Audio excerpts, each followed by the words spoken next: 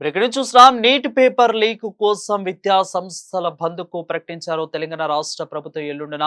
ఇక ఏఎస్ఎఫ్ఐ అదేవిధంగా ఎస్ఎఫ్ఐ లాంటి విద్యార్థి సంఘాలని కూడా తెలంగాణ రాష్ట్రంలో ఎల్లుండి నుంచి కూడా విద్యార్థి సంఘాలు బంద్కు విద్యా సంస్థలు పిలుపునివ్వడం జరిగింది. సో అయితే పేపర్ లీకేజీ జరుగుతున్న యొక్క క్రమంలో నీట్ పేపర్ పరీక్షల దాదాపు 13 మంది తమ ప్రాణాలను కోల్పోయారు, ఆత్మహత్యలు చేసుకున్నారు. సో వారికి నష్టపరిహారము అదేవిధంగా నీట్ పరీక్ష పేపర్ లీకేజీల వ్యవహారంలో ఎవరైతే బాధ్యులు ఉన్నారో వాళ్ళకి కఠిన శిక్షలు ఇవ్వాలి అంటూ కూడా ధర్మేంద్ర ప్రధాన్ మంత్రి విద్యాశాఖ మంత్రి రిజైన్ చేయాలంటూ కూడా ఇటు సిజేపీ పార్టీలన్నీ కూడా ప్రధానంగా జంతర్ మంత్ర వద్ద వాళ్ళు తమ వేదిక వద్ద కూడా వాళ్ళు ధర్నా చేయడం జరుగుతోంది. ఇదే నేపథ్యంలోనే ఈ యొక్క ధర్నా విషయంలోనే చాలా మంది విద్యార్థులను కూడా టియర్ గ్యాస్ ఉపయోగించి అదేవిధంగా ఇక మిగిలిన ఇతరాత్ర వాటరు అదేవిధంగా లాఠీ చార్జ్ రాళ్లతో కూడా ఇక్కడ దాడులు చేసుకున్న పరిస్థితి కనిపిస్తోంది. ఇదే నేపథ్యంలో చాలా మంది విద్యార్థులు కూడా ఇక్కడ వాళ్ళు అస్వస్థకు గురయ్యారు. కొంతమందికి తలలు కూడా గాయాలైనట్లు కూడా మనకి స్పష్టంగా విజువల్స్ లో తెలుస్తోంది. ఇదే నేపథ్యంలోనే ఇక రాహుల్ గాంధీ విద్యార్థులను ఇలా కొట్టారు అని చెప్పి విద్యార్థుల మీద దాడి జరిగిందని చెప్పి ప్రధాని ఇంటి ముందు కూడా బటాయించడం జరిగింది. ఇక ఈ బటాయించిన తర్వాత ఇటు ప్రియాంక గాంధీని అదేవిధంగా రాహుల్ గాంధీని ఇద్దరిని అదేవిధంగా కాంగ్రెస్ నేతలు ఖర్గేని వీళ్ళందరినీ కూడా తీసుకొని అరెస్టు చేయడం జరిగింది. ఇక ఆ తర్వాత ఉద్రిక్తత పరిస్థితులు దేశవ్యాప్తంగా ఏ విధంగా సంభవించినాయో మనందరం కూడా తెలుసు. దేశవ్యాప్తంగా నీట్ రగులుతుంది.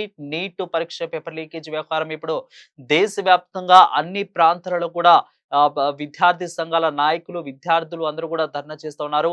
శాంతియుతంగా ప్రొటెస్ట్ చేస్తున్న వారి పట్ల ఎందుకు ఇంత కఠినంగా మోదీ ప్రభుత్వము ఇటు కేంద్ర ప్రభుత్వం వ్యవహరిస్తుందంటూ కూడా ఈ రకంగా ఇక్కడ విద్యార్థి సంఘాలన్నీ కూడా వ్యవహరిస్తున్న పరిస్థితి కనిపిస్తోంది.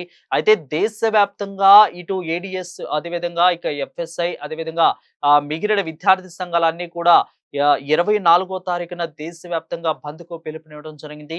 ఇదే నేపథ్యంలో తెలంగాణ రాష్ట్రంలో కూడా విద్యార్థి సంఘాలు ఎల్లుండున ఇటు తెలంగాణ రాష్ట్రంలో విద్యార్థి సంఘాలు ప్రైవేటు పబ్లిక్ స్కూళ్ళు అదేవిధంగా మిగిలిన ఇతర అన్ని కాలేజీలు ఎయిడెడ్ కాలేజీలు అన్ని కూడా బంద్కు సహకరించాలంటూ కూడా విద్యార్థి సంఘాలు అందరూ కూడా కోరుతున్నారు.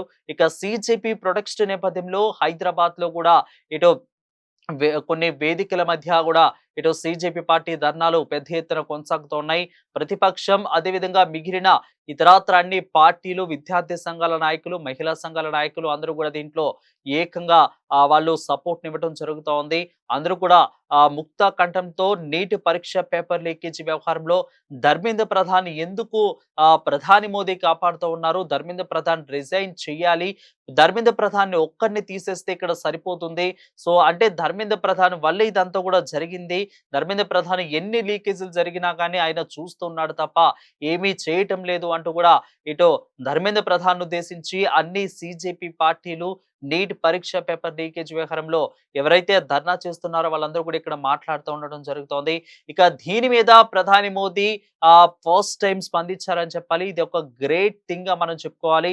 ప్రధాని మోదీ ఇన్ని సందర్భాల తర్వాత ఎవరైతే విద్యార్థుల మీద దాడి జరిగిందో అంతకంటే మే నెలలో పేపర్ లీకేజ్ జరిగిందో ఆ తర్వాత ఎన్ని జరిగినాయో ఇక ఆ తర్వాత ఇప్పుడు ప్రధాని మోదీ ఫస్ట్ టైం తాను స్పందించడం జరిగింది.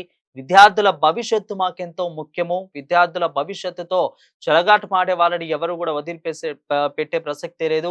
ఇక పేపర్ లీకేజ్ వ్యవహారంలో ఎవరైతే ఉన్నారో వాళ్ళని కఠినంగా శిక్షిస్తాము అంటూ కూడా అధికారులకి ఆదేశాలు జారీ చేశారంటూ కూడా ట్విట్టర్ వేదికగా రాసుకురావడం జరిగింది.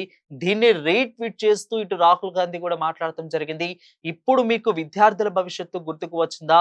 విద్యార్థుల పట్ల మీ ప్రభుత్వం ఇంత కఠినంగా వ్యవహరించి విద్యార్థుల పట్ల ఈ రకంగా కొడుతుంటే దాడి చేస్తూ ఉంటే టియర్ గ్యాస్ ని ఉపయోగించి లాఠీ చార్జ్ చేస్తూ ఉంటుంటే వితౌట్ యూనిఫామ్ తో పోలీసులు అక్కడికి వెళ్ళి ఈ రకంగా చేస్తూ ఉంటుంటే ఇప్పుడు మీకు విద్యార్థుల భవిష్యత్తు గుర్తుకు వచ్చిందా?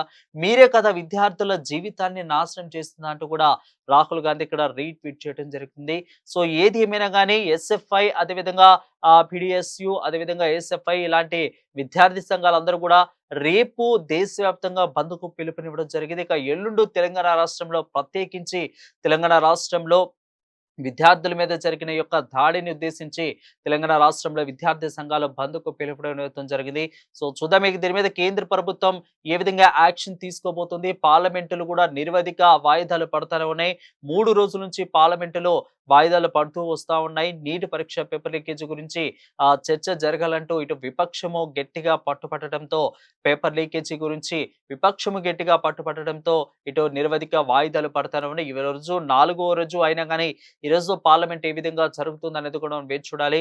ఇక అదే విధంగా వచ్చేసరికి దేశవ్యాప్తంగా నిరసనల సెగ ప్రతి ప్రాంతంలో, అదేవిధంగా ఏదైతే కాస్మోపాలిటిస్ సిటీస్ ఉన్నాయో దేశవ్యాప్తంగా, అదేవిధంగా ప్రధాన నగరాలు ఉన్నాయో వాటిలన్నిటిలో కూడా నీటు పరీక్ష పేపర్ లీకేజీ వ్యవహారం మీద ప్రధాని ధర్మేంద్ర ప్రధాన్ మంత్రి ఖచ్చితంగా రాజీనామా చేయాలి అంటూ కూడా ఇక్కడ ఈ యొక్క నీటి పరీక్ష పేపర్ గురించి విద్యార్థి సంఘాలందరూ కూడా డిమాండ్ చేస్తున్న పరిస్థితి కనిపిస్తోంది. ఒక్కళ్ళని కాపాడటానికి ప్రధాని ఎందుకు ఈ రకంగా ఒక్కళ్ళని కాపాడటానికి ఇంతమందిని బలి చేసుకుంటున్నారు? ఇన్ని ధర్నాలు ఎందుకు? మంత్రి ధర్మేంద్ర ప్రధాన్ని తప్పిస్తే ఆయన్ని ఎందుకు ఇదంతా కూడా ఆగిపోతూ ఉంటుంది కదా? ఎందుకు ఇదంతా కూడా ప్రధాని ధర్మేంద్ర ప్రధాన్ని కాపాడటానికి ఎందుకు ఇదంతా కూడా చేస్తా ఉన్నారంటూ కూడా ఇక్కడ విద్యార్థి సంఘాలందరూ కూడా ఆగ్రహం వ్యక్తం చేస్తా ఉన్నారు. సో చూద్దాం ఇక దీని మీద ఏ విధంగా ఉండబోతుంది, రేపు ఏ విధంగా దేశవ్యాప్తంగా ఉండబడుతుంది. ఇక ఈ రోజుకి అంటే ధర్నా చేయకముందే ఇక్కడ పెద్ద ఎత్తున నిరసన శాఖలు ఆవిర్భవిస్తా ఉండడంతో మళ్ళీ రేపు ఇటు దేశవ్యాప్తంగా సమ్మె చేస్తామన్నారు. ఇక ఎల్లుండు ఈ రకంగా పూర్తి స్థాయిలో తెలంగాణ రాష్ట్రం మొత్తం మీద జరుగుతోంది కాబట్టి, సో ఏ విధంగా ఉండబోతుంది అనేది కొంత ఆందోళన కలిగించే విషయంగా కనిపిస్తా ఉంది.